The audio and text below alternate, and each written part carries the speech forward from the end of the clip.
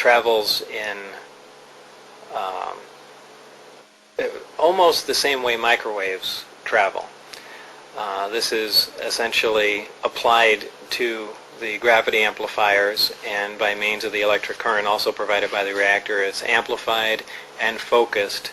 The amplified signal is shifted slightly out of phase, and by virtue of that they can repel or attract a gravitational body. The craft can take off on one gravity amplifier. There are 3 in this particular craft. When it's using just one amplifier, essentially pushing away from the Earth, it's known as Omicron configuration.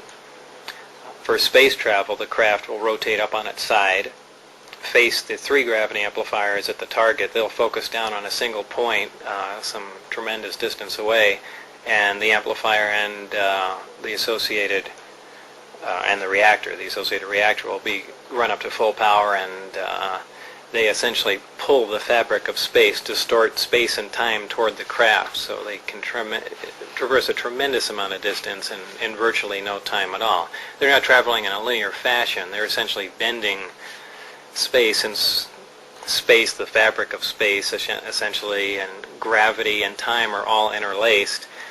When you start distorting gravity, you distort time and space along with it. And these aren't theories. We've known these for a while. We just have no way of controlling them. But apparently, this civilization has found out how. Did you people manage to fly one? They've done several test flights in it, not out of the atmosphere. These are short, controlled, low-altitude flights.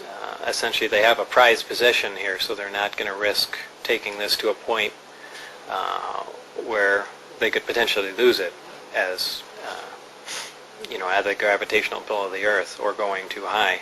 But I witnessed several tests outside the compound, and also one probably about 100 feet away from the craft. How did the craft behave in the flight? Very, very quietly.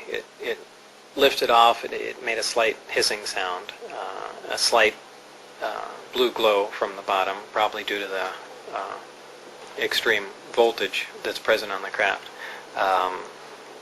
After a short time, that disappeared as it rose and just gently glided, and later sat down. It was very uneventful, but almost totally silent. Can you please describe the briefing document?